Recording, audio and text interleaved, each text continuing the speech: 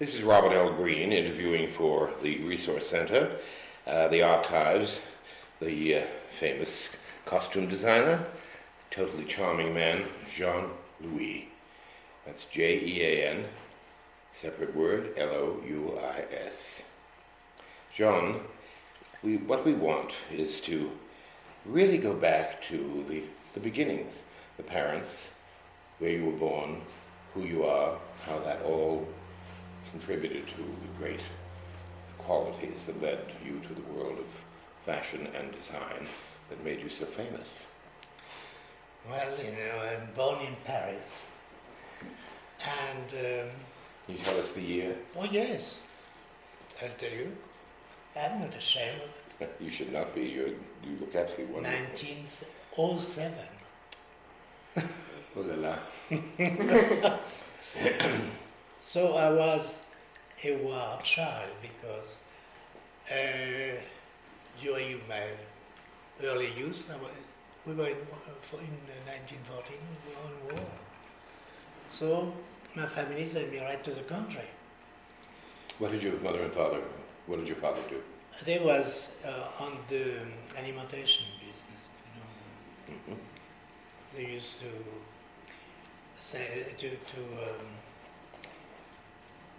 sell the marchandises for the ship, Mm-hmm. I would say, all the boat to go to America and all this. Mm-hmm. And I went a few times in Cherbourg, and I said one day I would love to take that boat and go away. And it happened. What was your early childhood like? You were sent to the country because of the war. Yes, because I was going to little school in a country, and I know my education not what it should have been, because my brother and sister went to England to learn English, and the other one who didn't know a word of English was I. Did you show any evidence when you were a youngster that you had talent to draw? Well, I love to draw. But When did that start? as a child. Yes. And I was always making hats. I was a figurehead. I was, learning it. And always then I said, well, if I reverse the head like this and put a little crown as a hat, and I would put the face of a woman on the and put the price of the hat. And the price. A businessman to start. Did you consider yourself interested in business in an early age? Not at all. And I've never been a businessman, and I'm still not a businessman. Right. You then, how long did you finish school in France? It was in late 26, 27. Mm-hmm. And then you decided you wanted to leave? No, I was on a school of art. Oh, you went to the art school. The art school. It was not the art decorative, but it was arts appliquées. In Paris? Yes. It was on near the Republic. Uh-huh. But I didn't learn any fashion thing about, because you have a course of architecture, of costume, and it was very interesting. And diverse thing, but nothing for fashion. At that time, no man was admitted on this. There was a syndicat de la couture, but just for women. They never accepted men. Now it's different. People like Doucet and Paquin and Worth? Worth, Paquin, Doucet, what was it? Lelon? Uh-huh. Poiret? Well, yes.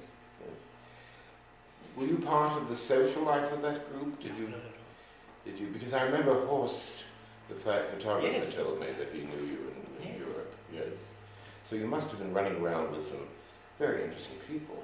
Oh, well, it's... Yes, you were a young, attractive man. I don't know. Well, tell us a little about that. Well, What was the world of Paris like at that time? well, the 30 was marvelous. And I thought really fashion in the 30 was exciting. Mm-hmm. Because maybe I had my eyes open at that time. Did you know Chanel? I met her, but later on. Yes. She was fantastic. Yeah. I didn't know, but there were only 2 Americans at the funeral. I was one of them. It was Jim Brady was the other one. It was quite interesting considering what she contributed to the world of fashion. To say nothing of 7th Avenue, they all lived off of her talent for years. They still live And they still do. And nobody went. I was so struck by the fact that she was gone. I just booked myself on a plane and went over to pay tribute. Nobody was there. Two Americans. Unbelievable. But did you know Diaghilev? Did you know any of that group? No. Cocteau? No. No? I was too young. You were too young. But I mean, I knew the Bœuf sur le toit later on, but Yes. not at the right time. Right. But who were there any named people that you did know when you were in Paris? Young friends that became famous later? No, because on the school there was few little. One became an actor. I forget his name now. Mm-hmm. And a caricaturist called Cheval. Oh, yes. That's all I knew. That's interesting. Who came out of the school. Right. And Pierre Simon. I don't know if you knew. He was a designer. They get a sketch for fashion. Yes. So that's one of the people who came out of the school. Of course. And when you left school, what was the next step? What did you do then? When I left school, I didn't have a relation on the couture in any place. So I have one of my aunt who said, well, I will try to get you to a place where you can start to work. So I went to a firm called Les Dames de France. Mm-hmm. And this was a firm who was selling the clothes to, they had a store in every town in France. Mm-hmm. So I went there and they said, well, we can put you in a department. So you go in the tie department. Tie department? So I was showing the collection of tie to people from the Circa, all over. When we have the new collection. And they challenged me to go to the publicity. It was not very exciting. And finally, I went to a house called Agnès Drecoll. It was an old house. It was Drecoll. I don't know, it's an old house, like Wilson, it was Place Vendôme, just on top of Boucheron. Oh, yes. And it was very interesting because I was a sketch artist until I came, until I not having a taxi. I was going to a party. Yes. And I took a taxi and it was raining. Another taxi came, bang, and my arm was broken. So I didn't know it was broken. I said, it hurt very badly. He said, you're not hurt? I said, no, my heart hurt. So we better take you to the hospital. And I went to the hospital. Everything was closed, almost. And they said, they put a bandage and said, well, you come back tomorrow and we are going to do something about it. So I went to the dinner party, I guess. And 2 hours later, but it was still going on. So that's the way I came to America, because I got a indemnity for my incapacité for working. Oh, I see. And I got 2,000 francs. And that was enough to buy a ticket? Well, Free workman's comp. yes. So 2,000 francs, that was a fortune. Mm-hmm. And I said, well, I'll go to Greece. I want to go to Greece. And some friends said, why don't you come to America with us? I said, it's too expensive. I said, no, we are not going to run first class. So I went on. And I came in New York in 1935. for 2 weeks. For 2 weeks? And you stayed? But I fell in love with New York. It was so exciting. Of course. So I came. So the people said, "Why don't you make a sketching collection and we'll show it?" So they did. So Hattie Carnegie saw it and she said, "Well, tell the little Frenchman to come." So I came to say, he doesn't speak English. That's right, I didn't speak English. He said, well, we gave her a French fitter and a collection. Now, this was at Carnegie? Yes, 8 pieces. And one day she said, tell the little Frenchman to send this collection downstairs. You remember Hattie Carnegie? Yes, very well. 49th Street? Yes, very well. So My mother was a great customer. Oh, Yes, yes, so I knew it very well. So he said, go on. So we put it on a wall. There's my wife. Excuse me. Mr. Green. We are See, Mr. Dear, how are you? How are you? Nice to see you. Good to see you. Hi, Dave. Dale. How are you? Good to see so you. nice to see you there. Have everything set up in the garden? Well, it's all right. It's fine. We're working beautifully. It's all going well. Good. It's totally enchanting and charming. We have just arrived at Hattie Carnegie. Do you mind if I take this along with you? Please do, please do. Or if you like, I can make you a copy of this one. All right, that would be That'd be still wonderful. all right. Yes, So fine. I'll get a copy to you. Yes, that'd be good. That'd be perfect. Very nice. Now, tell me a little about Hattie Carnegie. So I think so I rented that little, 8 pieces. And But you were working upstairs in her atelier? yes, wasn't there, but And she referred to you as the little Frenchman. yes. She couldn't remember my name because it's Berthault, my name is Jean-Louis Berthault. Oh, I see. But that's another story. Yeah, okay. So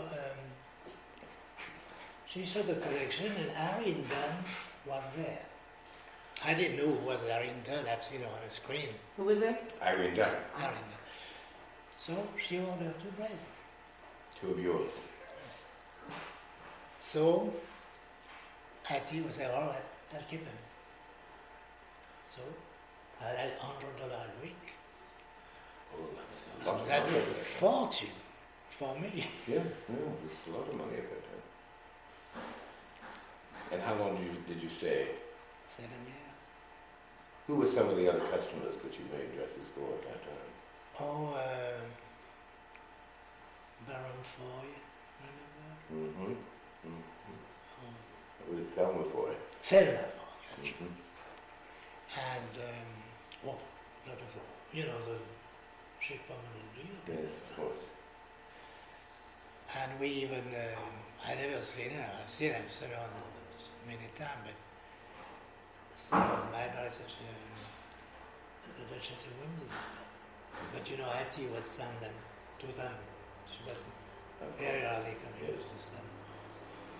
It was, did Carnegie give you credit for doing these things, or it was always... Never. No Never credit. give credit to a designer. Yeah, Hattie Carnegie's dress. But she was very mom's. She was Oh, generous yeah. to you? Yes. As you stayed, what was your last salary at? Well, that's a long story too. Well, don't tell me. the war came on. And when I had to go to the French consul, it was when I was supposed to leave. I said, your number is on yet, but come every other week and see what's happening. So I've been there for 2 months. And suddenly, the man who took care of me at the consular was in vacation. Somebody else was there. And I look at my livre militaire and he said, you should be gone. I said, I came last week, 2 weeks ago, and nothing happened. Oh, I said, it's a mistake. I said, well, are you prepared to go? I said, yes. I had an apartment, I left. And I was at the hotel. And said, well, you're going to receive a telegram and get prepared.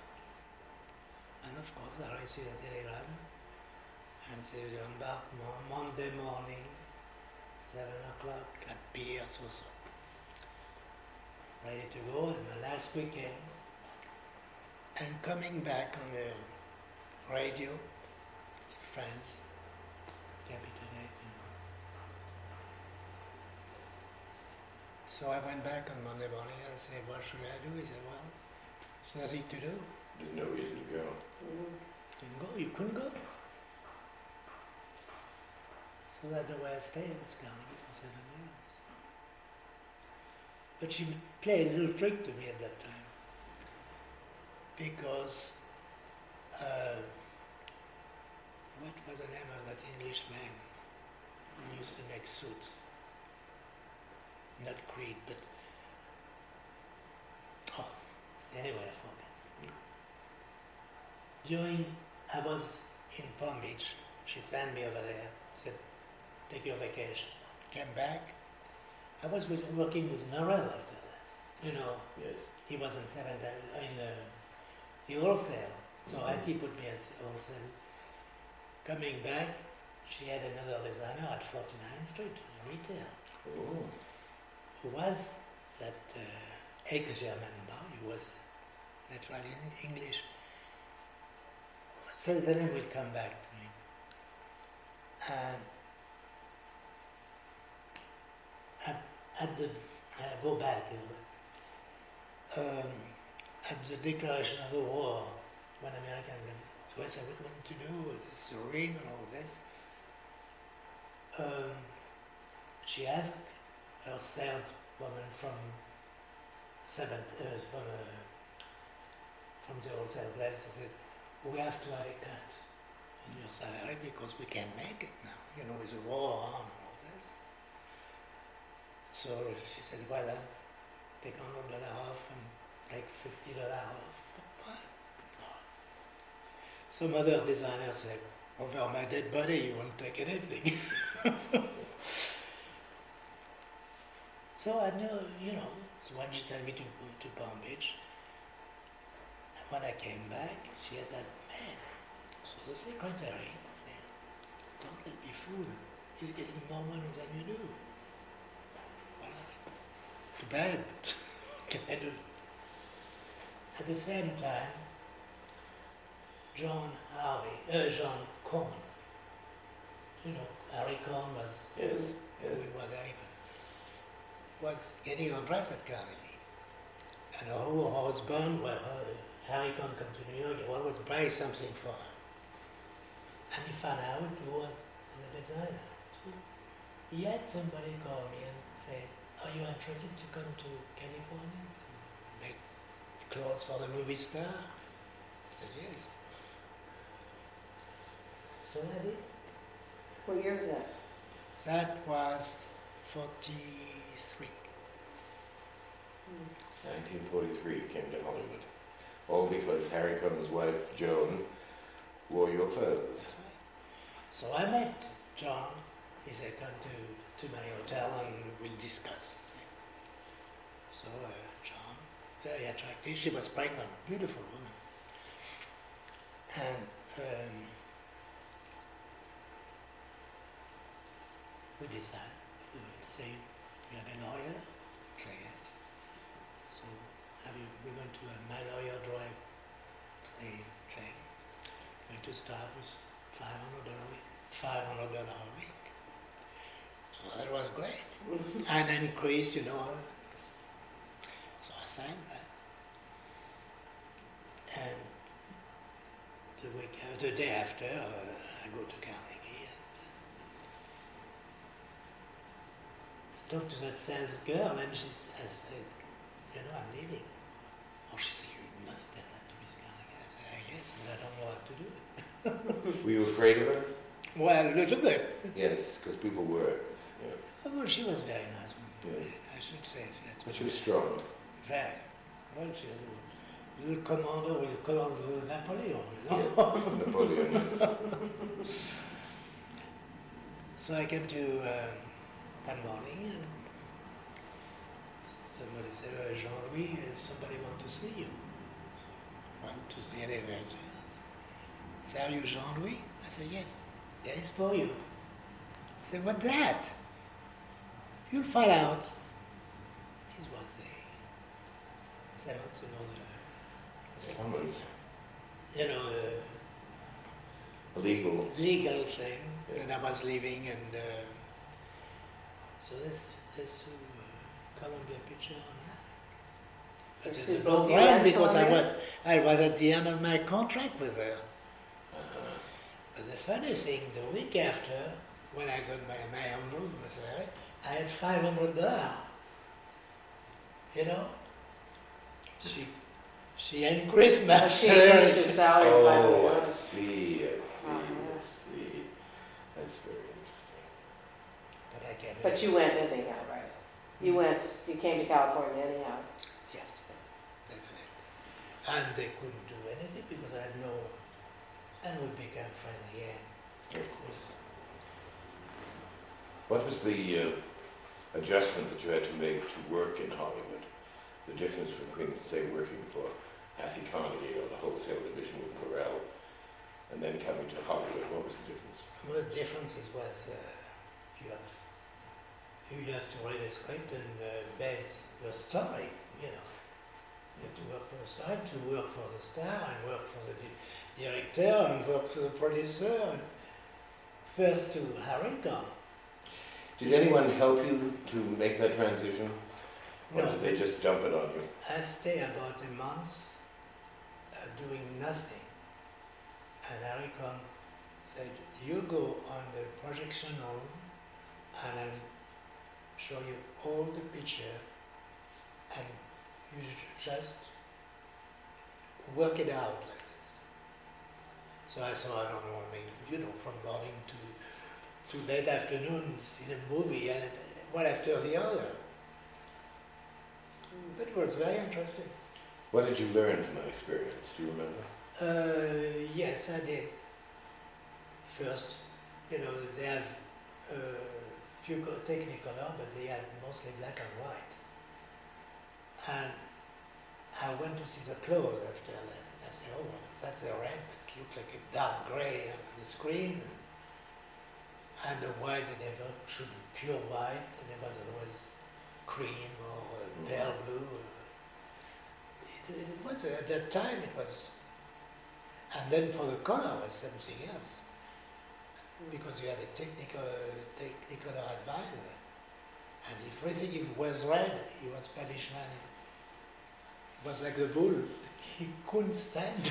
So you have to settle for a darker red, or don't put gray on the screen, it bleed. Did they give you a fairly free rein on designing the clothes Oh, as far yes. as silhouettes? Yes. Oh yes, definitely. What was the adjustment to reading scripts and analyzing the character and thinking about what kind of clothes would make the audience understand the character better? Well, it depends on the situation. But did you feel that it was a psychological force that you had to analyze the, Well, yes. yeah. But also you have to agree with and the star. I see. But because the star, What not the most difficult, because the greatest star are not difficult at all. It was a little trying, you know. Yeah. What was the first movie that you worked on? First movie was with Harrington. It's amazing. Well, that was Kind of convenient. that. At least you knew that she liked your work. Yes, which she didn't know me at that time. Oh, you had no contact directly with her. Miss Coney was presenting the clothes, I see. Well, Harry Cohn was legendary for being one of the most difficult men in Hollywood. He was not. And he was not with you, No, because he was a very no. strong, Well, you know very... why? Because he was his discovery, and you belong to him. That's what I'm saying, you did belong to him. That was very much the mode of his operation. Can you remember anything about the first clothes that you did for Irene Dunn for the first film? Yes. I remember I had. You really want to be a milliner, John. No, but yeah, but she had a black dress. It was quite pretty. There had been a couple of some of them you after that. And she had a big flower, just one big rose was standing like this. It was a way of where you had it. And it was a rose and a black dress. The picture was playing, it was a remade of another picture, Together Again, and it was with Charles Boyer. And I don't think she made the first one, I don't remember who was it. And they were happy with your first work that you did for the first film? Yes, they got more on choose when I made the press for Recay with and Gilda. Now that's one of the great dresses of all time.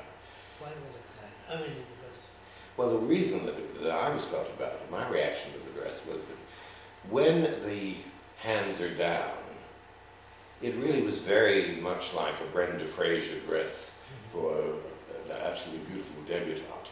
But as soon as she raised her hands, it became sensual and exciting, as a matter of fact, and took on a whole other dimension. I remember I felt at the time that this was an extraordinary use of fashion to represent two entirely different forces within the design of one dress. And it was like, you know, I mean, obviously part of it was her own projection of her body and her hair and everything else, but the dress had a lot to do with it. yes. Well, he had a lot to do, but the dance was Jacques Coeur, Yes. and he was ready. I think it was the best choreographer I ever seen. He made them move. Well, you know, Columbia had in contact with Jacques Coeur, they had about 20 dancers.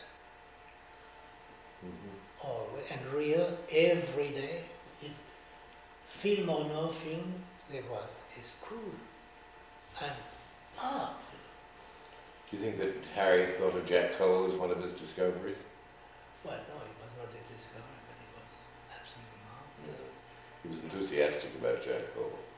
I think. Yeah. I remember talking with him once and about dance. I first met him, you had a later relationship to Judy Holliday, who was a very close friend of mine. She was marvelous. Really, she had a talent. I mean, really, she was absolutely marvelous. But let's keep into sequence. After the Yoda dress, they must have recognized that you were a very important Hollywood talent. Well, I've been on loan out to, you know, Harrington was making a money on the side. Yes, of course. Who did they lend you out to?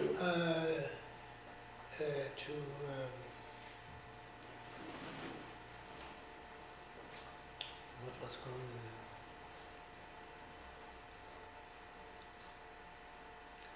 I made a couple of pictures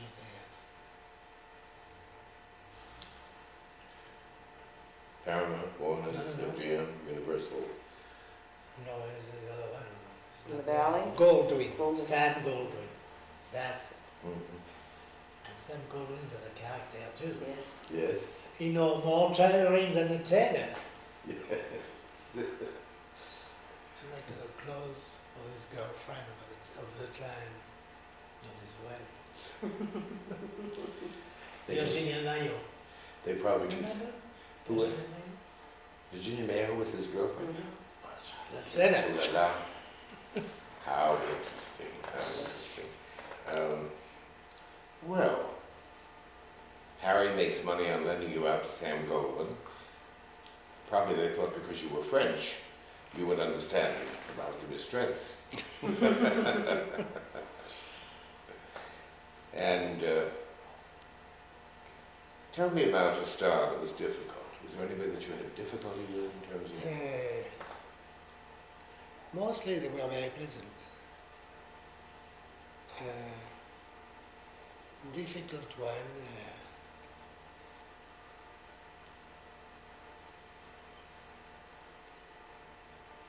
What was she from Fox? Greta,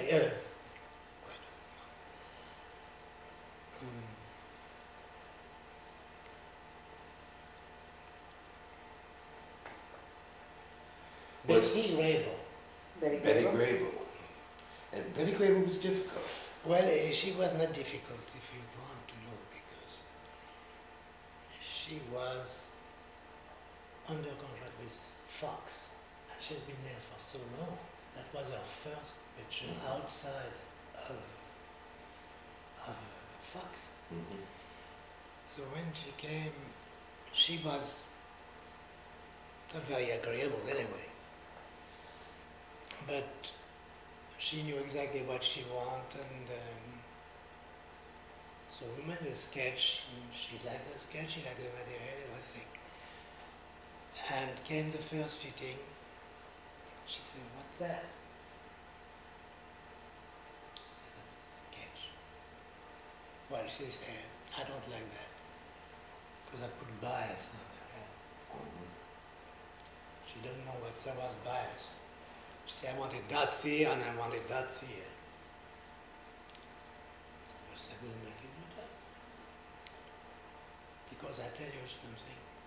So she put her bra, and she said, "You see what I'm doing? My bra, I pull the bra way up, you see, so my bust is here." I said, "Yes, it's super. It's not natural, but anyway." And she said, "You see, I do that because look from here to here. I'll look how long my legs look." So when I close up, what? She has no neck.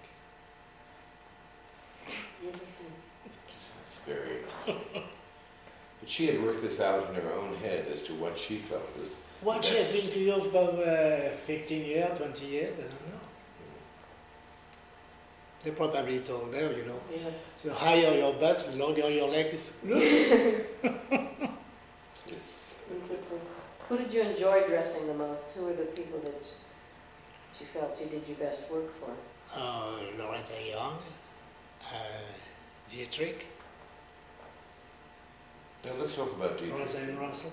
Let's talk about Dietrich for a moment. Because certainly one of the memorable dresses that will go down in the history of fashion is your design for Dietrich was it Vegas? Yes. Talk a little about that. What was it you wanted to achieve? What did she want to achieve? Well, the first meeting I had, we were in New York, and we had lunch, and she said, Jean, I want something who is elegant, but little folie bergère. So we have to work on that thing. So I made sketch. And she said, well, I like this.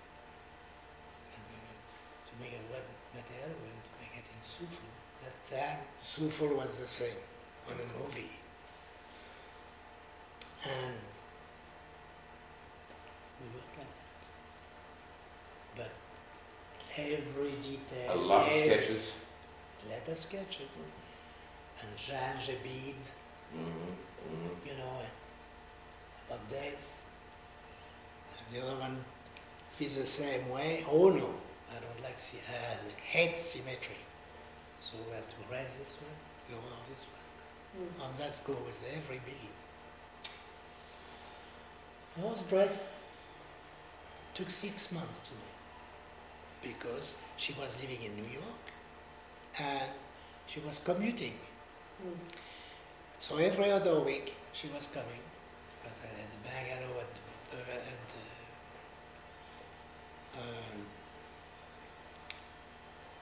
Beverly Hills. Right. And she came to the studio. We opened the studio on Saturday and Sunday for her. Just a workroom. Whose idea was it to slip the dress up to the practically to the hip? Well, you mean who? The Dietrich dress. Shall I tell you at the beginning we had those. But later on, you see, they were all closed. Because she thought one leg was not as good as the other. Isn't that interesting? Do you remember which leg she thought was better than the No, other? I don't know, because I thought her leg was beautiful. Absolutely beautiful. Seems to me that Maria once told me that she thought her left leg was better than her right leg. Maybe that's what it is. Yeah. But she was a perfection to Yes. drive you crazy. Well, wasn't Rosalind Russell very much the same way about Not at all. No? Rose was the most fun to work to. And she worked those beautifully. Yes. A Yes. little bit more extreme, but of course, Dietrich is a different type. I mean, they're all different types. Well, of course, Dietrich was small. Everybody thinks of these women as being enormously tall women. What about Joan Crawford? Yeah. When I've seen Joan Crawford on the screen, I thought she was a tall woman. And when I saw her, I said, my, She was 5'4". yes. Yeah. But she had big shoulder, and, you know, she had short legs. That's all. Yes. Yes.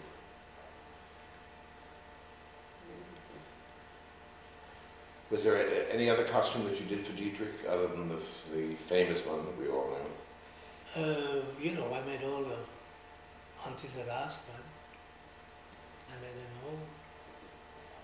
For all the shows, you mean, all the... No, all the staged things. All the We staged made a few dresses. Yeah. And one picture we made together, who was made by the Italian man. It was done in Italy. The Was she- Monte Carlo story. Yes, the Monte Carlo story. Yes. She was really getting on by that time. Was she as difficult in terms of movie clothes as she was in her nightclub clothes? No same way. Oh yes. Very. Her apparence, that's what it was, you know.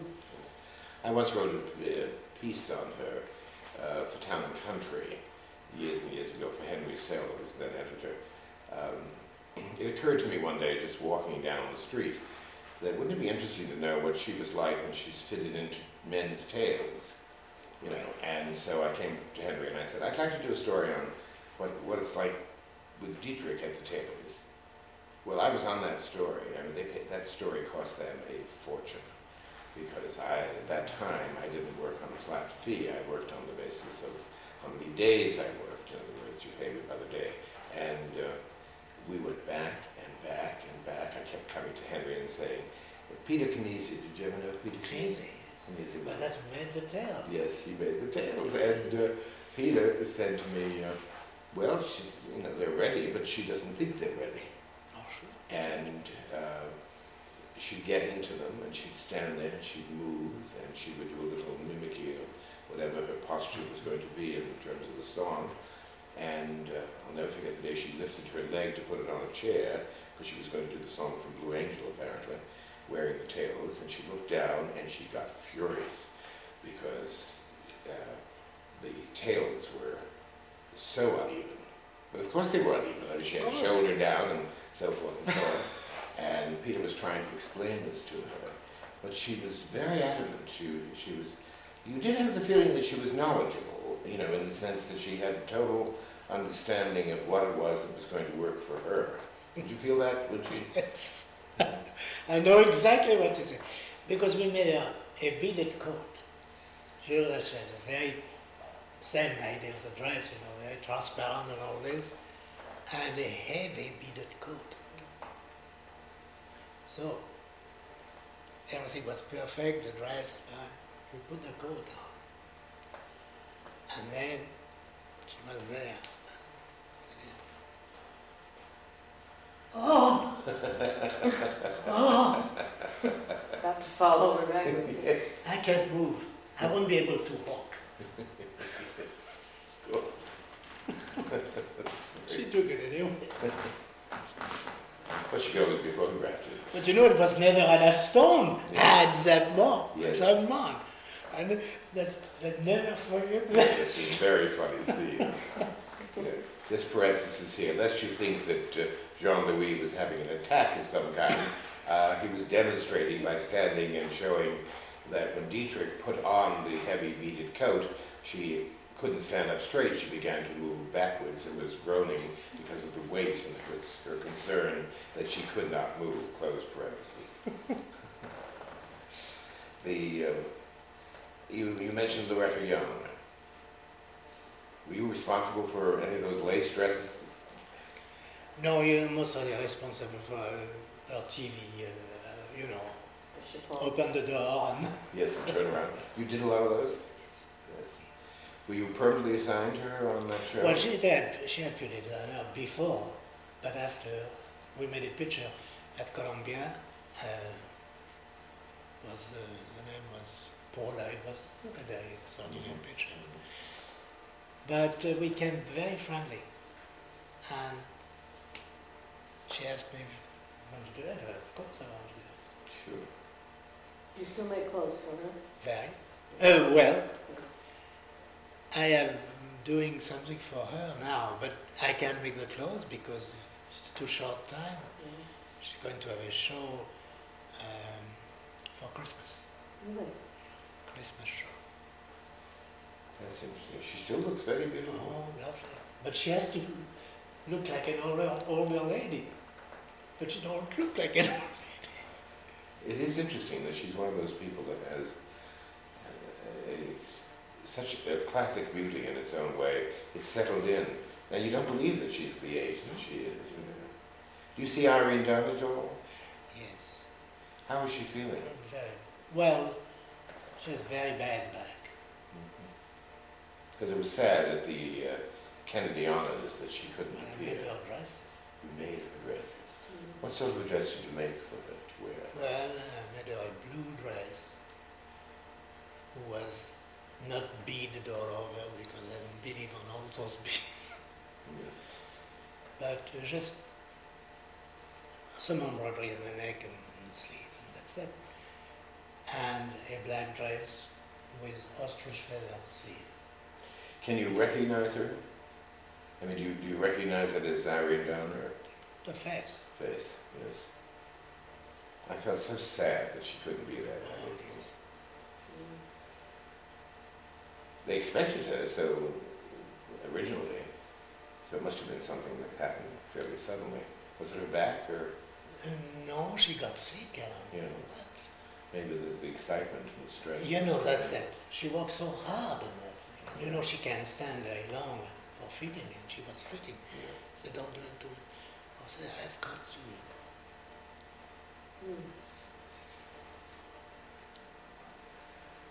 I wrote a note to the White House suggesting that they do a private visit to her and that the President of the United States should give her a personal award, and they should film that. She should have that moment in her life. Yes. I never heard a word from anybody yet, so I don't know what happens to letters like that. They may just disappear. That was very bad. Yeah, it was too bad. So shocked because it was, you know, it was exciting to her.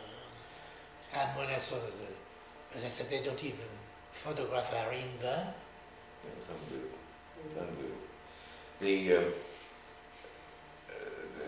The other thing that one, of course, becomes aware of is that when you do a show like a movie such as Born Yesterday, which already was an established Broadway show, in which Membochet had done the clothes for the Broadway show. And my own identification with this is very strong because Judy was a very close friend, and I was very involved in all that, and because my own position was knowledgeable in the area of fashion, and so she depended upon me to say, what do you think about this? Because as you know, she had no fashion sense herself. No. Actually, the first time I've seen Judy Holiday, they test about 15 women for that part, and nobody was satisfied. George Cukor was there, and he signed Judy Holiday. And I thought, well, I'd never seen her before. And she came to the wardrobe, and very agreeable, very lovely. I said, how can she play that part? To be a little tarty and She's a good actress. and we told me put some dresses on. We're going to make a test of this holiday. So they want 3 day dresses. It's impossible. So we dress with décolleté and some fur. So, and they said, do you like it?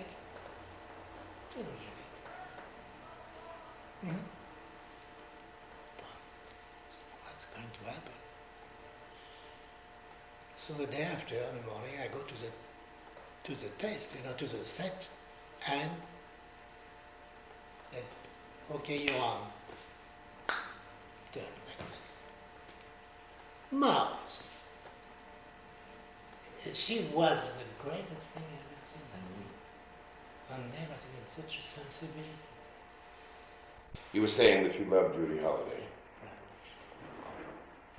Of course, the thing that most people weren't aware of was that that when Harry Cohen first saw her on Broadway in the show, he was furious and said, and unfortunately he said it within her hearing, she's just a fat Jewish broad, she's not going to work, and walked out. And Judy was totally crushed because she spent 5 years of her life in that play, only because she wanted to do the film. That was her part, she created it, and the thought, every time they tested, you mentioned 15 ladies, can you remember, yes. did you deal with the ladies that were tested? Yes. Who were some of the women that were tested? Not very interesting. They had made little things, we would play cocottes or...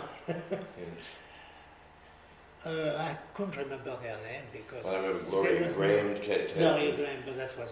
Yeah. And can't remember, but not... There were some totally unreal tests made, people that would never be able to play it under any circumstances. Some even like Catwoman, was not even little starlet. One girl I remember, blonde of course, she could be the part but no talent. Looked the part but couldn't play the part. But it was absolutely, I couldn't believe it. Transformation. So, that's a talent. And she had a lovely voice. Mm-hmm. And it was very funny because the director told her, Judy, on a diet. On a diet? On her mother, she's too Oh, please. dark, but she was blonde. And she had a big bag.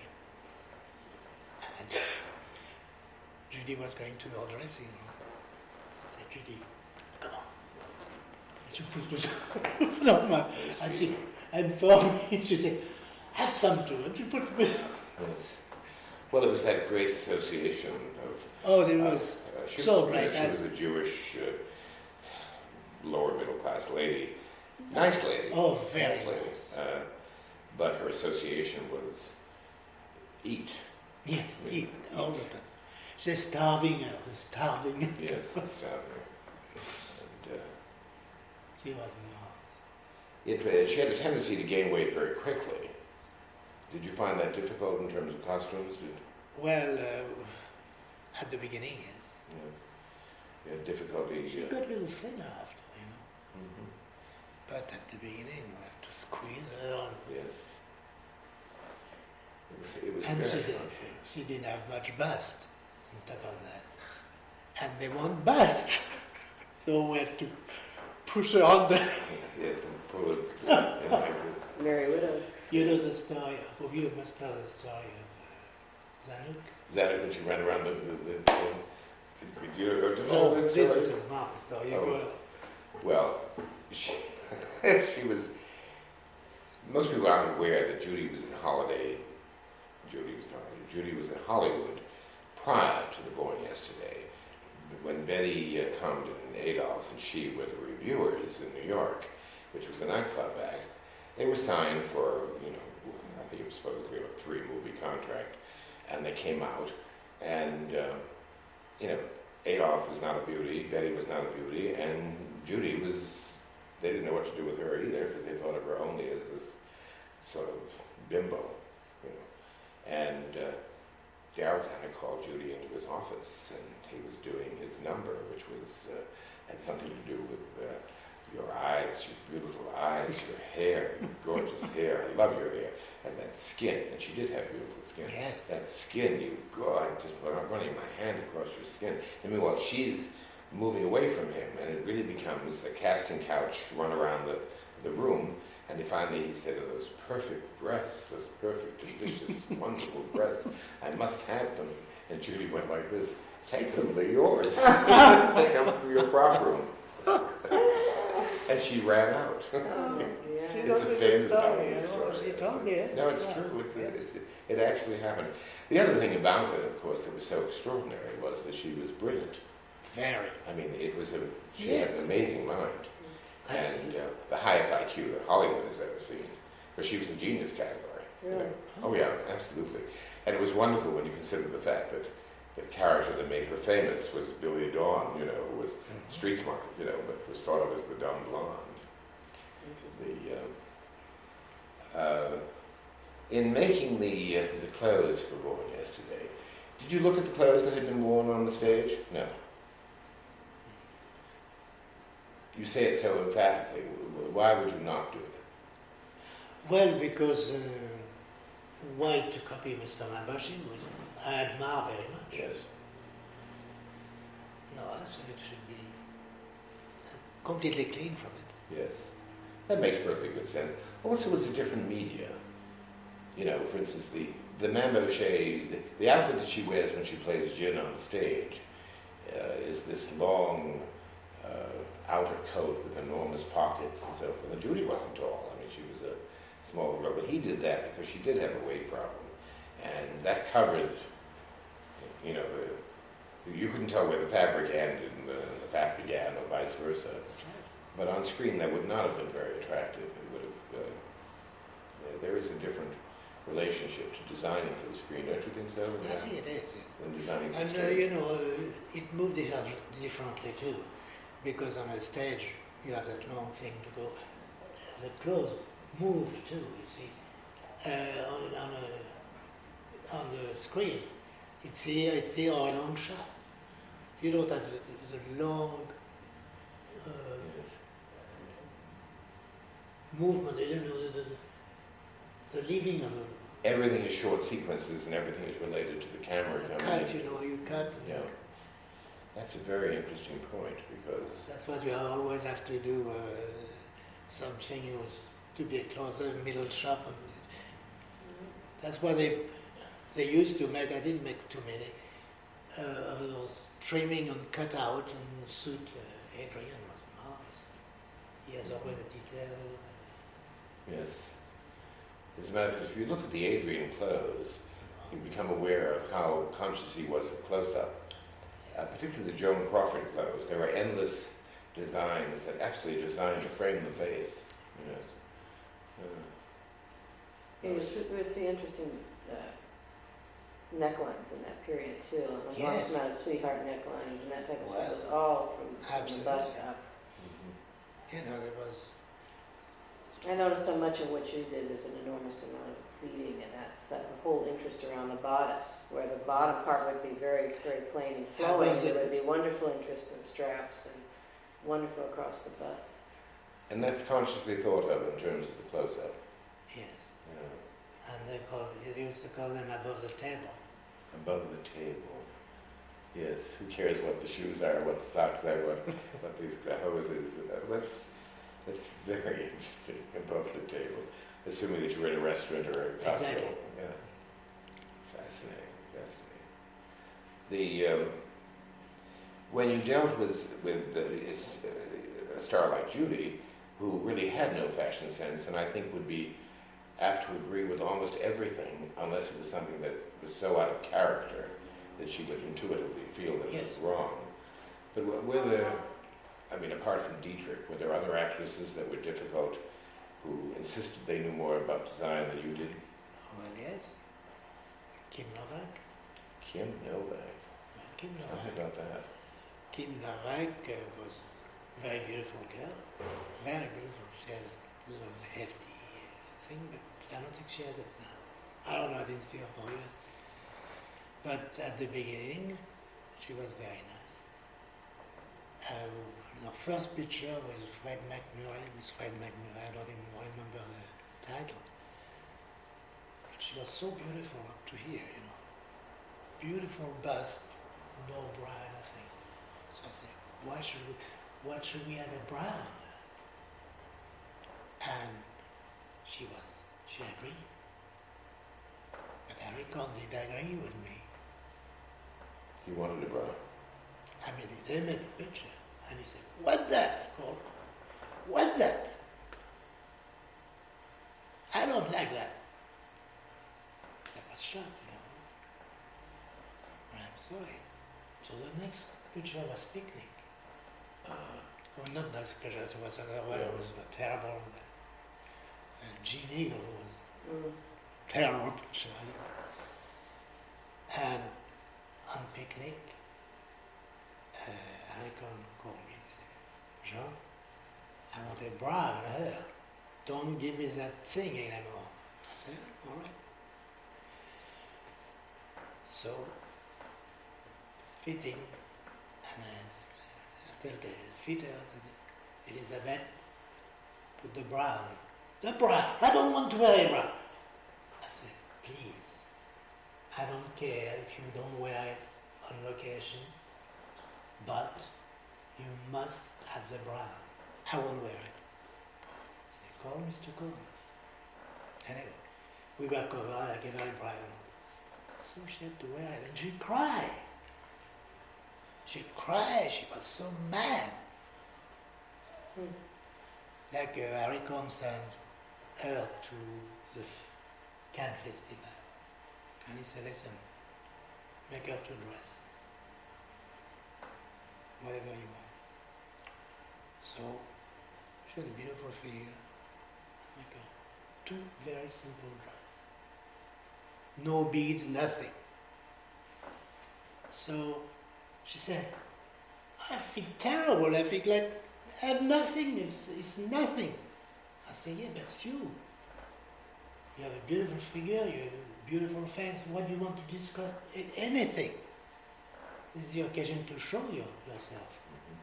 The low back, two little stripes, perfectly plain.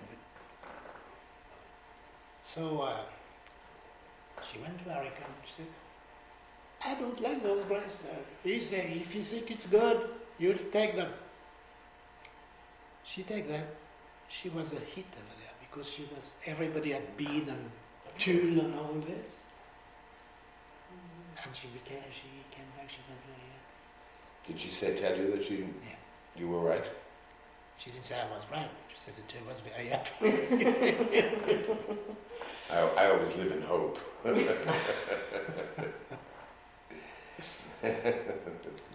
That's wonderful.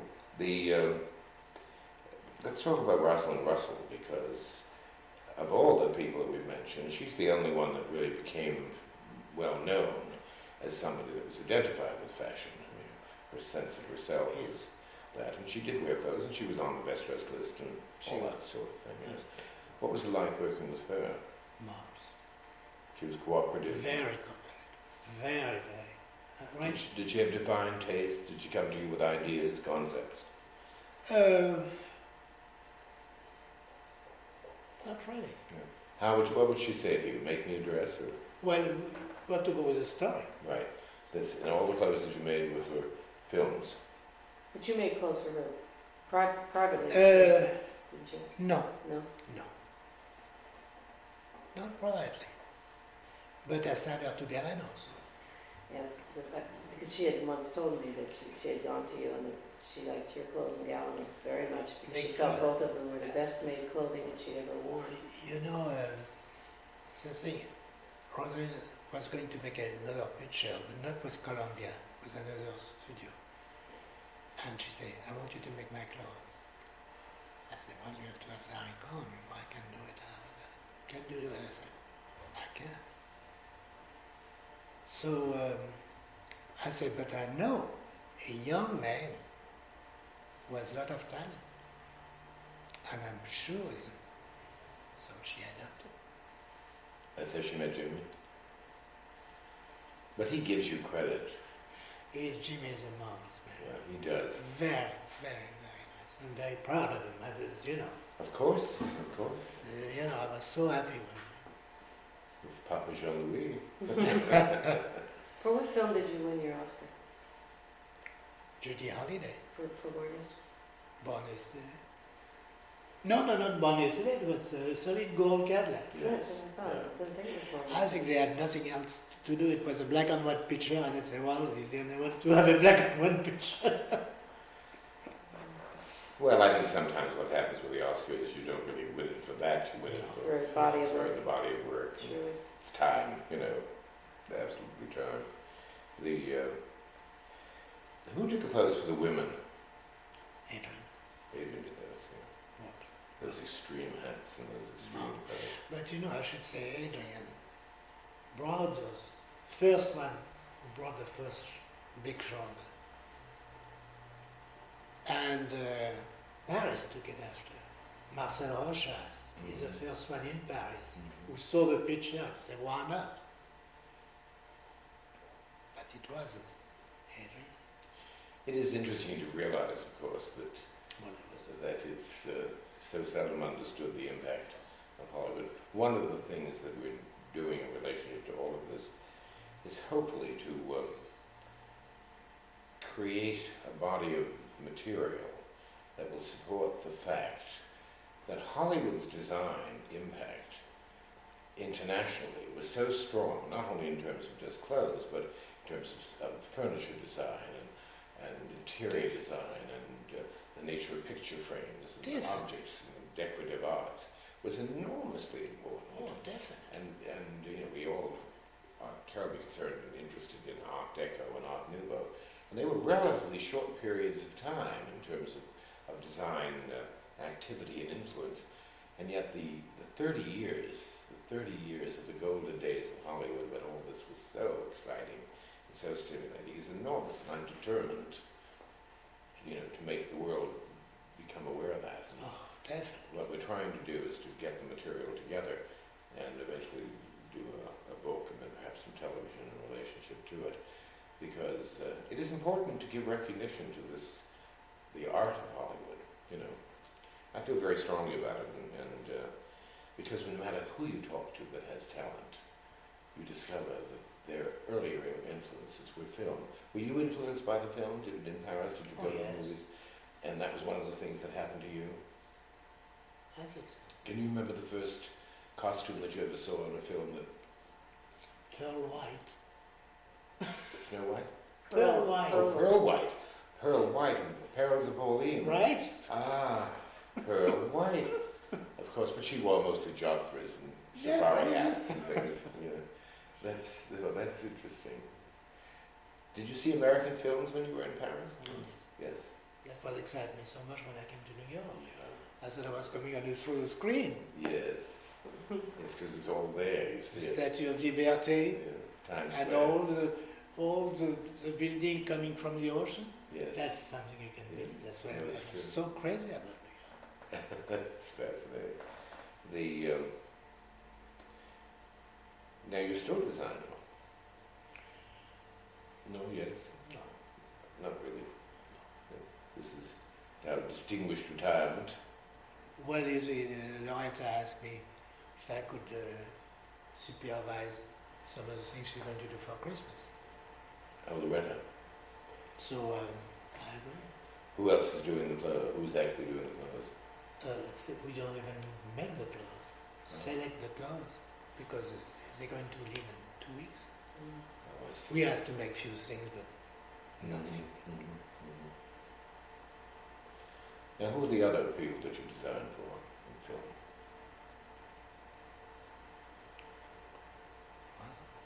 What was your favorite film?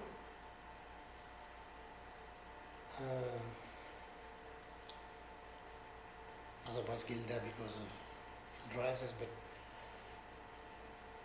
it's some picture with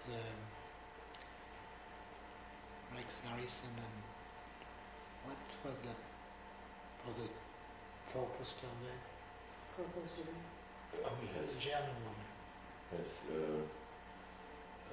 Lily Palmer? Lily Palmer, Palmer. yes. And she had a lot of shape. She's a very attractive woman. Very. She was marvelous. Also She wore intelligent.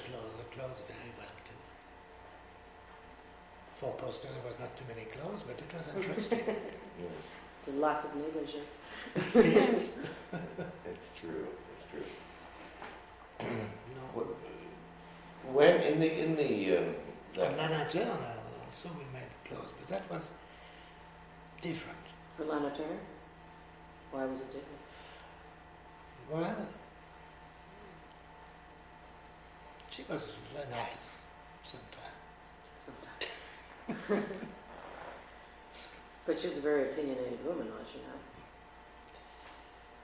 But she was very pleasant to work at the time, except the last picture I made with Which was? Madame X, Madam X, yes. when they put Constance Bennett. That was good. Because Constance Bennett didn't want to play the mother of her husband. And when I went to see her in New York with a sketch, and Rosalind there said, put white hair on your sketch. But there's a sketch of it, put some white hair. And she looked at this and said, why do you have this white hair? Look at me. Well, I said, you play the mother, you play the mother. I'm not playing the mother, I'll play the sister. But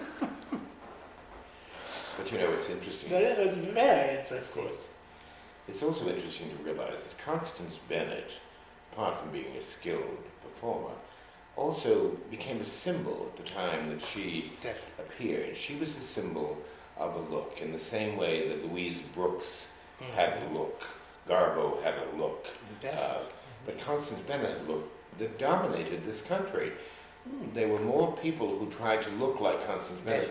There were early pictures of the studio's treatment of Betty Davis, in which they made every attempt in the world to make her look like Constance Bennett. Right. She was very chic. And funny thing, And very thin. very, very thin. That's why when Lana Turner saw Constance Bennett at her first change, of course she played the mother with her hair, with the streak. She started to, my God, she's thin, and look at me. And she was a little plump. So from there it was war between the two of them. So one day there was a scene on a yacht, and Lana was wearing a sweater because the producer said sweater on a skirt. When he didn't know what to say, sweater on a skirt, because she was a sweater girl. So, It's true, I forgot about that. so she had, a very pale, pinky beige sweater and skirt. And I had Constance Bennett on the blouse and a mauve. And she had a beautiful coat, full coat to here. Was Bennett in a skirt or pants? Skirt. Skirt. And She had a coat was lined with links, with a big collar. So the director said, well, you're there in New York, they just met each other. So at the rehearsal, Lana said, look, she's wearing the same thing I'm wearing, the same color. I said, it's not the same color. It's blind, yes, but he's not more interested for a conversation to distract by the big color. No, that's the same. Choral center. Choral center, I said, well, that's not. So Constance said, don't worry, dear. I'm not worried about it. I can wear my coat over.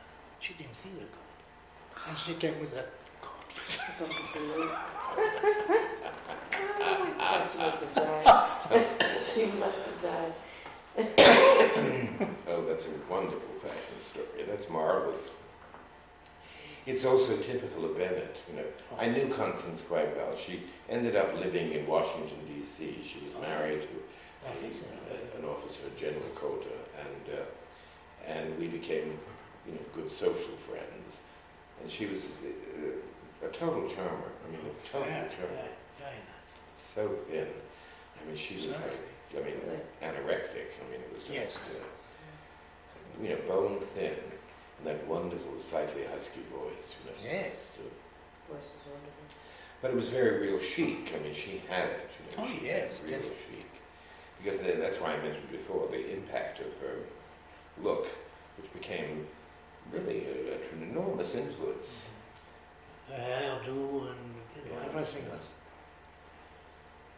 Have you kept any of your clothes? Do you have a library at all? You've kept nothing? No, not finished with the picture. I was finished with it. Not fine. I identify with that. People ask me for things, and I think, well, I just did it, and then it was over. And it's you move on to something else. This. If I knew that, I would, Have you kept a library of the film that you've done? Well, I know I made few pictures, but very few things. You've kept Nothing. Little tests, I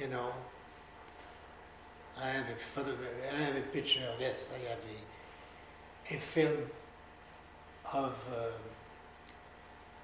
with Doris Day. Her clothes. Well, let's talk about Doris Day's clothes. Doris Day. Yes. What was the... seems to me that I remember sometime that you finally put her into... Didn't you put her into Levi's and... Never?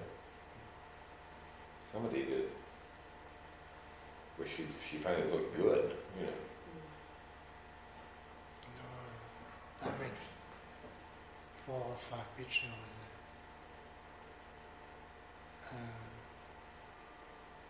Well, when you say I know the Doris Day, are you dismissing it in terms of fashion? The nature of design. What could you do for her? She's not fashion. She's not a fashion. Yeah. She's a very pleasant woman. But you can say she has flair.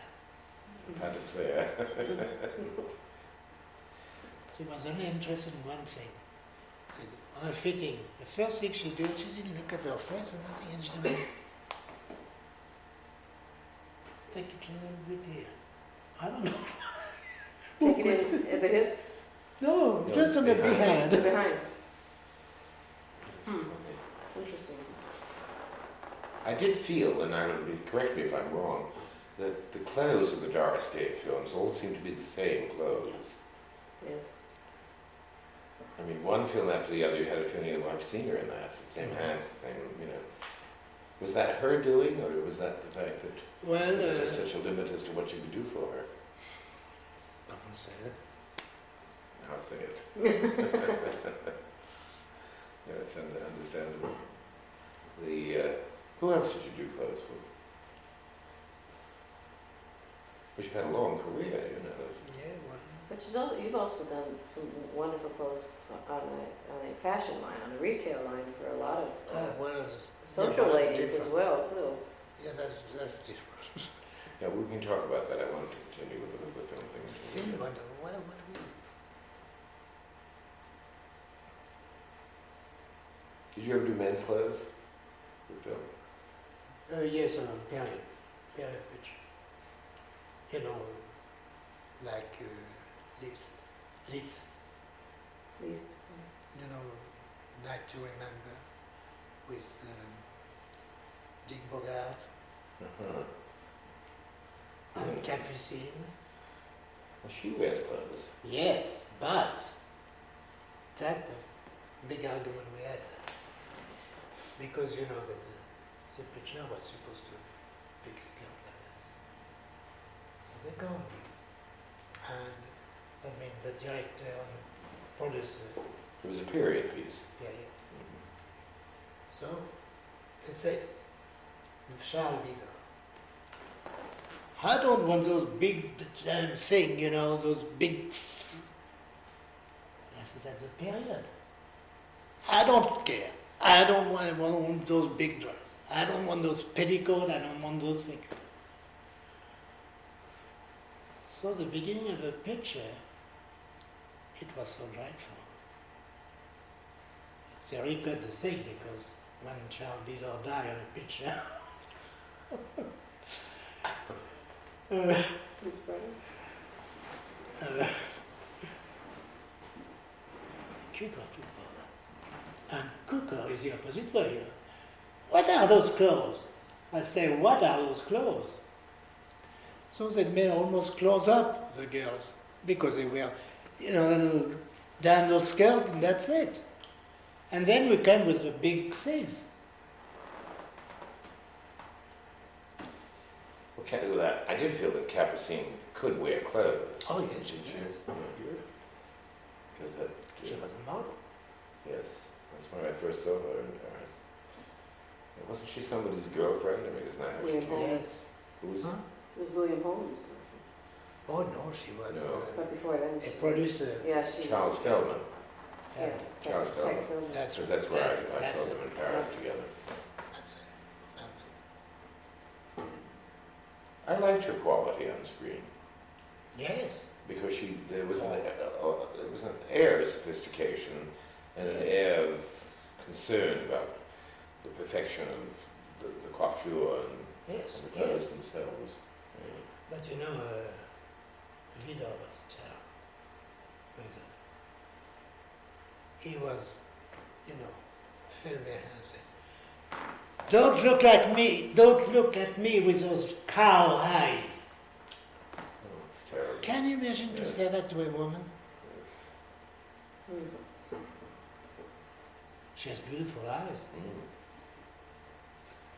Can you imagine to say that to an actress? It was rude. People can be very cruel. You worked a lot with Q-Core? Well, we should be happy then. Yes, yes. Not to carry sin. Yeah. What did you think of him? I like him very much. And he loved clothes, he loved detail. He said, could you add a little feather here because I want her to do that. When she talked, I want the feather to do that. To shake.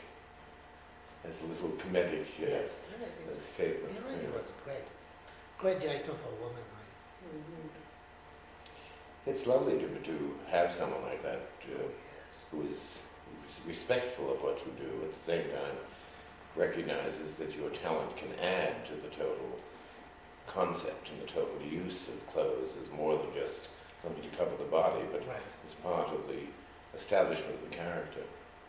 You know, I was talking about the fact that somebody once asked me how many languages I spoke, and I said, well, I speak two effectively and one brilliantly. And they said, which is the one you speak brilliantly? And I said, I speak fluent fashion. It is the universal language. That's right. That's true. Can you think of anyone else that you did clothes for that we should comment about? Did you ever have a real problem with doing a wardrobe for a film?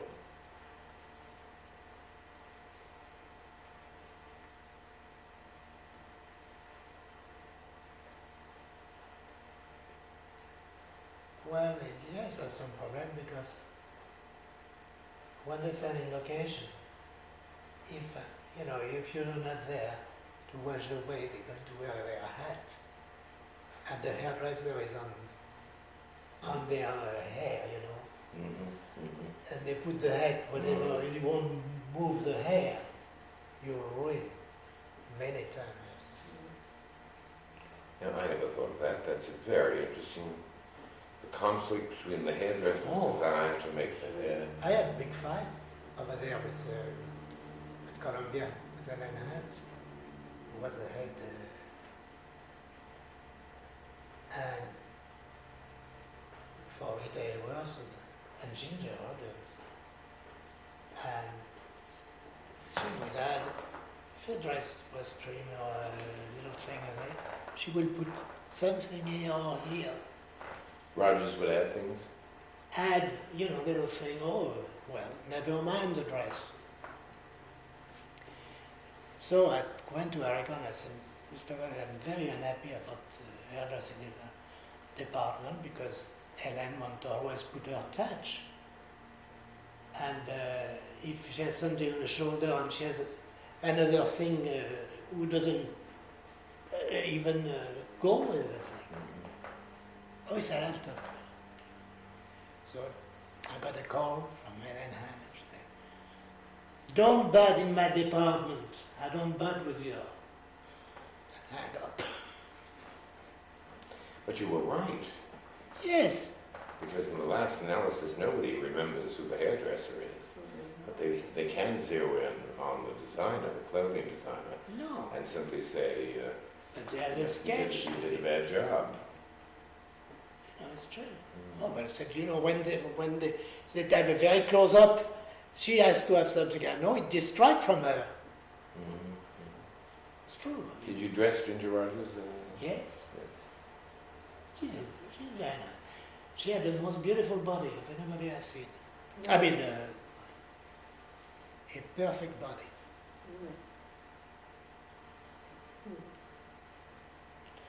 It's so interesting to But see. she had, she liked the one little thing here, and little thing on the shoes, and and she had it. You make a test, everything is fine, and she go right to the first and she put the ankle strap on. It's funny, you don't think of her in terms, you think of her as a dancer, and she's very pretty, but you don't think of her, or I certainly don't think of her, as a very beautiful woman, or a very sensual woman, or that attractive woman. I think of her as a dancer, and as a talent, and not from the physicality of her. But she had a very, very good figure. Yeah. Very good figure. And she kept it for quite a while, now I don't know. Well, now it's not there. No, I think she's a classical example of someone who gets locked into their image. Yes.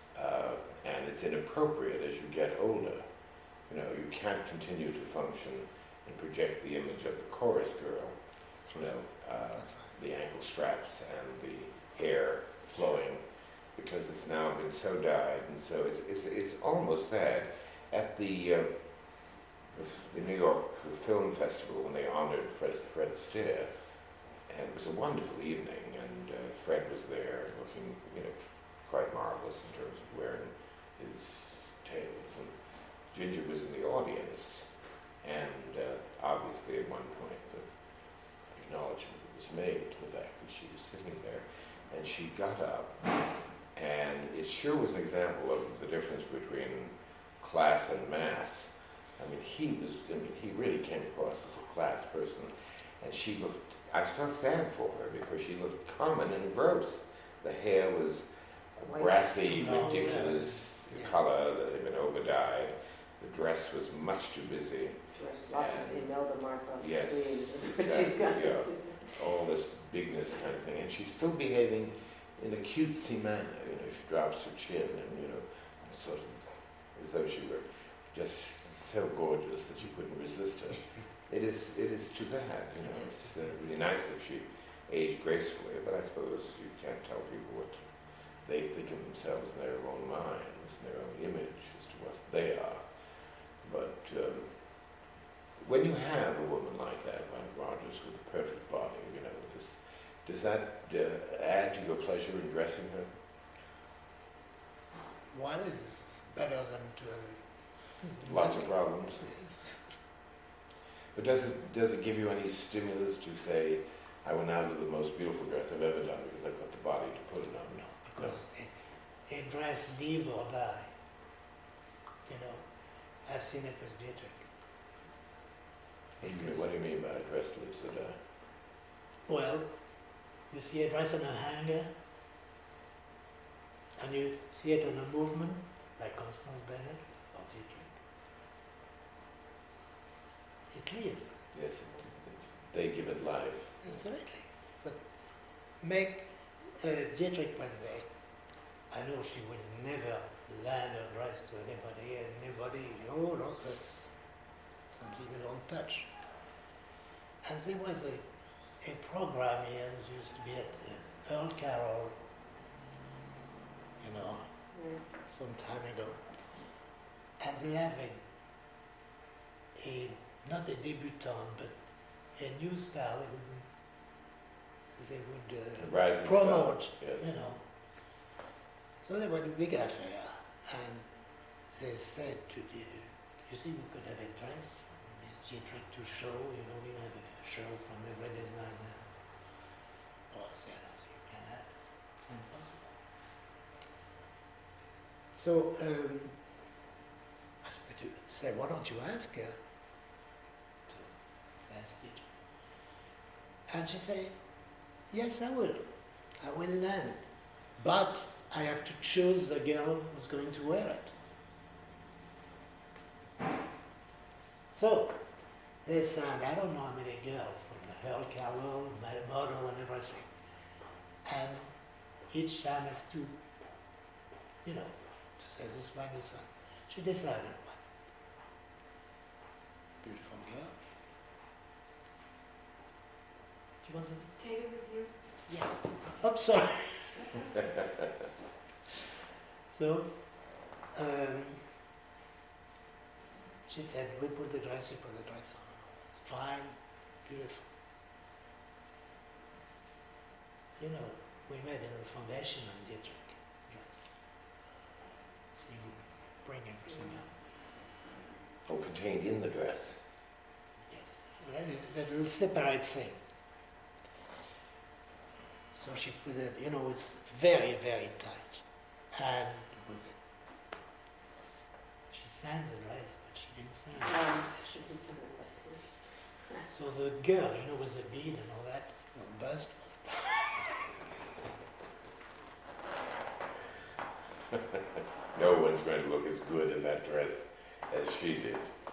well, I don't blame her. I was going Oh, to say, I don't, absolutely. in some sense, it's a protection of your territory. I do. but That's a marvelous story, you know, about that. Wonderful. Can you think of any other stories of that nature? I mean, because that's a wonderful story. I just love that. telephone? Oh, Something you have to take. I'll call him back, Maggie.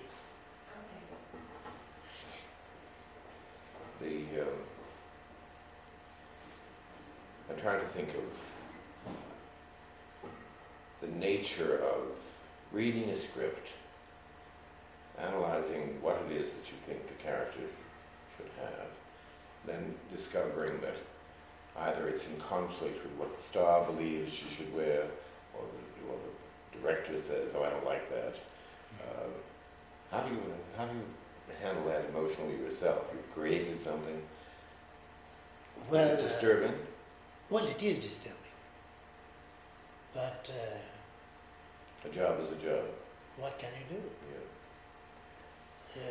The star, if she's from, you know, less star, Yeah.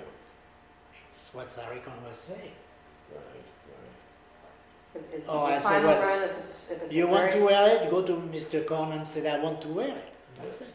so if it's a powerful enough star, they have the final say on it. Oh, definitely. He doesn't, you know, Harry Carnegie had the Rosalind Russell and he was, what she likes it, fine. No, no chance. Mm. But if you, at the beginning, you know, if you have a dress, show a cleavage, I can call you in the office and say, I don't want that. Put a net over. I don't want that. What do you think that was all about? Because of the censors. That's it. Yeah. It was the censors. Oh, I see. Put it Yeah, back. man. Wasn't a personal emotional No, no, reaction. no, no. Yeah. Put it back. The censor. But you know, when you see now what's happened, Oh, He died. please. Let's examine the group of designers that were working at the same time that you were working. Was Travis Banton someone that you ever knew? Tell me about Travis. the best. Well, Travis Banton was the best designer. I mean, Adrian, Harry, they were good too. But Travis was the most marvelous designer. I never worked with him, but he came to Carnegie, you know. Yes, I know. You know that? Yes, I know. And it was very nice, you know. I met Travis Banton. I was 11 years old. I'll tell you how. My mother was a Ziegfeld girl. Yes. And the woman that dressed the Ziegfeld ladies in terms of their foundation garments was a woman named Madame Francis. Oh, I know Madame Francis? Yes. I know her, I knew my husband, you know. He was at Columbia. Yes, yes, indeed. And Madame Francis had an atelier in New York, of course, in which all the most beautiful women went there for their foundation garments, because she was very expensive. And Travis was her assistant. And I went with my mother. I was 11, 12, maybe 13, I don't remember.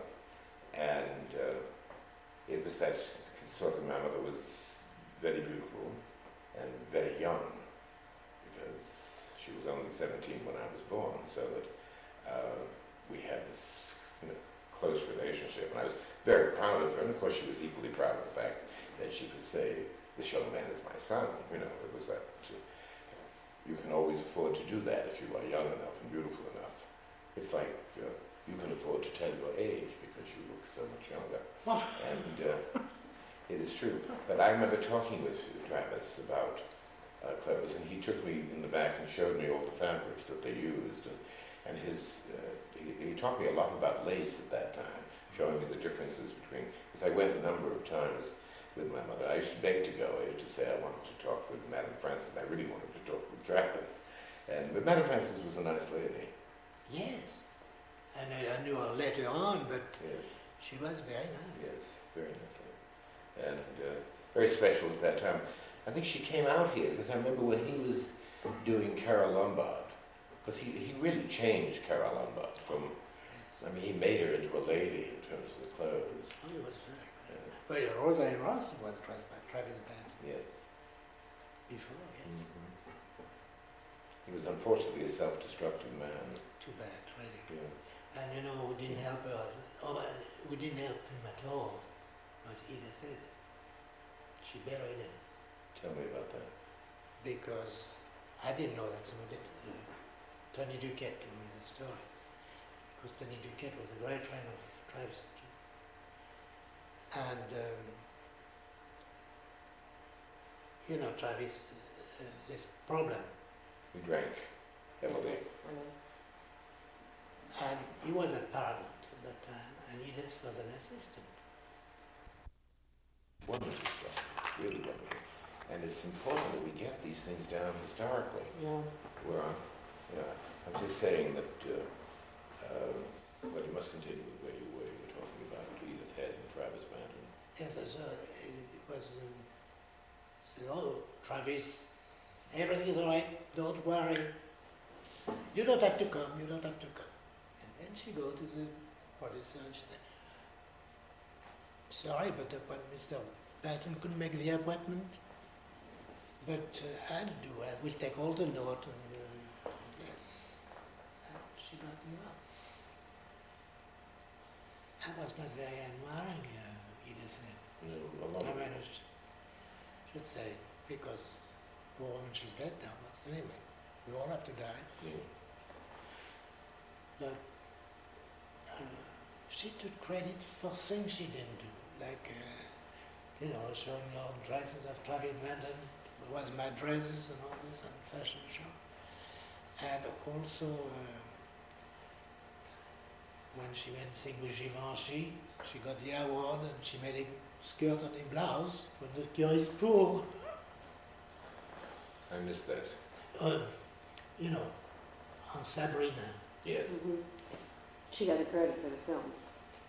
She had to make the clothes, but they were clothes bought at Givenchy, Yeah. Oh, I And she see. get credit for it. and she got an Academy Award, and the only thing she made, when the girl was poor, she had a little skirt and a blouse. That's all she did. Mhm. Someday someone's going to have the guts to write this story, because each time I interview somebody, more and more of it comes out. Mhm. You know. It's. Did she have any design talent? Do you think, Edith? I don't know, she's always with what I heard, she always was in a lot of international, And she was at Universal. university. And you see her, she had a little paper, and she was sketching. For the people who had the tour, I said, this is Edith's head. No, I should not speak there because I should not speak about somebody. Well, accepting that it is important to understand No, but where talent is not given credit. I feel very strongly about that. I mean, the bigger people find it very easy to give other people credit because they recognize that that's all part of the process. Did you feel that people were? Did you feel that you achieved a position in Hollywood that you wanted to achieve? Did you feel that you were recognized properly? I think I was for myself. I think, why me? Because there was other talent in that was more important. Well, when we say much more important, who was more important? One at the time when you had Irene and who was very good. Adrian was already out. I mean, Mhm. didn't do anything. Did you like Irene Sharaff's work? Marvelous. Great talent. That was great talent. What's happened to her? She's dead. She died. But this is an important woman. Why was nothing in the film? It's. I think one of the things that's fascinating is that in the hierarchy of the arts and crafts associated with creative work in theatre and in motion pictures, unfortunately, the costume designer is absolutely at the bottom of the list. Who's designing now? Doesn't exist. I don't think there's any studio who has a designer. They're all interpreters of fashion. I mean, someone like Elena Cananero, who did Chariots of Fire, I mean, this is all period clothing. There's really no designing. But that's in England. They have good design. Because they keep to the exact thing. If you see the decoration, there's no fault. Here, we used to have a little mixed up. It's true. Yes, well, we had what I called MGM medieval. Yes. And, of course, Paramount Pasha. Well, of course, the interesting thing is that there is an area of design that, again, is something that fascinates me called Hollywood Islamic. It was Hollywood's interpretation in all of those funny Maria Montez movies. Oh yes, that was over there at International. The university? University. I always forget. I've worked there. Yes. And, you know, they created an architecture, costumes, that really was created in Hollywood. It, had nothing, it never existed anywhere else. Yes. You know. Oh, that was funny. And I'm sure those things had an influence on other people's areas of design, furniture design, clothing design. I think all they sorts did of things. the same thing also with the Mexican films. Oh, they yes. did. That None of those dresses ever existed in Mexico, nor did those kind of homes, No. which had a great influence on the kind of homes that people built in Palm Springs, because a lot Yes. of that Mexican style house had nothing to do. Mhm. And that bungalow also was a Hollywood invention for a Mhm. film, that Yeah, became a California bungalow. we have to used to have Garden of Valhalla too. That's right. Garden of Olive was so fabulous. Yes, of course. You see that. That's all part of it. You see that's. But that was interesting. I think so, and I think, and in a funny way, equally valid. I mean, there's no reason that you cannot take from this and take from that to No. create your own meaningful work. Some of it was motivated by pure economy. I mean, it was whatever was in the prop room, you know. Yes. You brought out and put it together. It was like for Amadeus. If you know anything about the period, I mean, it was so distorted that, I mean, I got hysterical with laughter because there were things that were used that hadn't even been invented at the time that they had that picture. There were 19th century chairs used, you know, in Amadeus, of course. But the thing that was the funniest is I watched the table settings, and of course at that time it was very heavy gold plate that was used. I mean, for you know, the elegant baronial homes. This was all stainless steel that had been sprayed. It was sprayed, and one of the actors told me that the director said to them, "Look, you know, we've been ordered to use this. Now, normally the gold knives and forks would be very heavy. So when you lift them up, try to think heavy." Oh no. Yeah. Each heavy, yeah. Takes on a new meaning. You know. Not heavy. I just, that's one of the good, I love that image. But you know, they did one thing when also at MGM. The Marie Antoinette with Norma Chanel. Yes, of course. And there's a view of Paris. And they show the Trocadéro. Yes. With Marie Antoinette.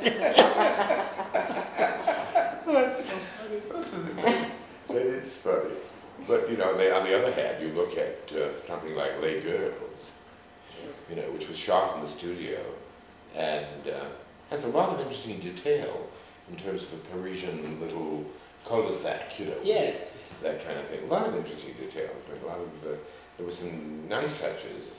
I talked to Gene Allen about how that all happened, and he said, we just took acres of pictures, acres in Paris, you know, and brought them back, and then made that one cul-de-sac had all the things that you needed to do. Yes, okay. It is, you know, of course, it's wonderful to recognize that there are key things that you've done. I mean, it's inevitable in anybody's creative talent that there are endless amount of work that will just flow and pass away. But when you think of it, the dress from Gilda, Dietrich's Vegas dress, are enough to keep your name as part of memory. I think it's true. And Loretta Young coming through the door. I mean, it's an image that I will never forget as a child. I mean, wonderful. I want one of those. Well, she The last- really moved beautifully. Oh, right? and those dresses were always so beautiful. So Well, beautiful. she's such All a that beautiful chiffon. woman, you know. They just moved. I mean, clothes didn't really move. Television especially. When did you ever see anything move? You know, it was just a wonderful flowing dress. I think more people watched it to watch the beginning of the show to see what she'd have on, you know. It's lovely. Did you find that an extraordinary challenge to do that week after week, to come up with another dress? Well, no, because at that time I had a collection. I was making You were doing, clothes. So she took any how long did you do your commercial business? Well, that was from the 60s, after Harry Cohen died. from 60 to 70. The end of the 70s. End of 79.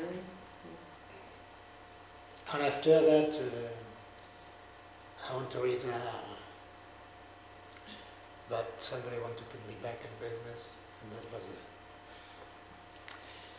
But retail, Retail. that was absolutely a dreadful thing of my life, because I have all those ladies, Some of them were not ladies. but mostly, well, but forget about it. Yes, you want to forget. Well, no, about it. Mrs. Reagan was very nice. Yes. Who? Mrs. Reagan. Mrs. Reagan. Ah, Nancy Reagan. Nancy Reagan. It was very nice, really. Lovely. You dressed her. Well, some of them, she had Galanos, Mhm. and a few of them, she has many who send them clothes and all this. I didn't send them, but it was very nice. I went to. But you did a lot of her clothes when Mr. Reagan was the governor. She used to wear your clothes quite a bit. Do you have slides of your things? Have you kept any? Slide, very few. It's a shame. It really is a shame. But I never take a picture of anybody. I wonder how much can be taken from the movies. I mean, because you can make frames Sure, of those things. very easily. We really should see the Well, I best. have a few things of Gilda, but they're not very good. Mhm. Did you keep your original sketches or any sketches? The studio didn't keep them either. The sketches, the funny thing is when I was working, kids come and said, could you autograph Yes. picture with Joan Crawford and all those things? I don't know how they got them. Because when they cleaned Columbia, they probably threw those things out. Well, they did throw them out because I got some sketches from another designer that they were throwing away at a studio. That's it. And I said, wait a minute, I think I'll take those. So, but most of them were tossed because it was paper. It's terrible. Well, Jean-Louis, this is something that I've looked forward to for a long time. I am an admirer. I think you're wonderfully talented. But apart from that, your name runs through so many worlds that I have been in and involved in and entered and left. Because both you and, if I may say, Maggie, Mrs. Jean-Louis, Maggie. considered two of the most charming people. Oh, that's Vanna. And it's so true. I met Maggie when I was at Carnegie. She was a model. Was she really? It was love at first sight. No, that's funny. You didn't like each other? Oh, yes, but she was a model and that's it. But when I came to California, she came to California later on, maybe. And I was married to a French woman, and she died. She had cancer and she died in France. And I was living on the Hollywood Hills, on top of Sunset Plaza. And the house became very big for me, and I said, well, I want to sell the house. And somebody came, the maid told me at night, and said, oh, a lady came, she saw the house, and she liked it, but she said it's too big. And she said, oh, that's what Mr. Berthault said. So she said, Jean-Louis Berthault? She said, yes. Oh, she said, I used to know him. Oh, that's charming. And then you called her? Or? No, I didn't. She didn't leave her number. She said, tell him I would call him. I remember very well Maggie Fisher. And she called maybe 3 weeks after and said, as I was waiting for that. That's Isn't that nice. lovely? That's darling. That's lovely. That's dear. We got married 6 months after. How long have you been married? 31 years. Well, you're doing something right. Both of you are quite remarkable in your appearance. Really? I think so. But you don't shine it either. You do the same as thing. You did a show. I remember that show, Bench, Mhm. at the Plaza. Well, on behalf of the Resource Center and the Fashion Institute of New York, my deepest thanks. This has been Oh, wonderful. thank you, really. I hope we'll see you again. I hate for you to go rush back like this.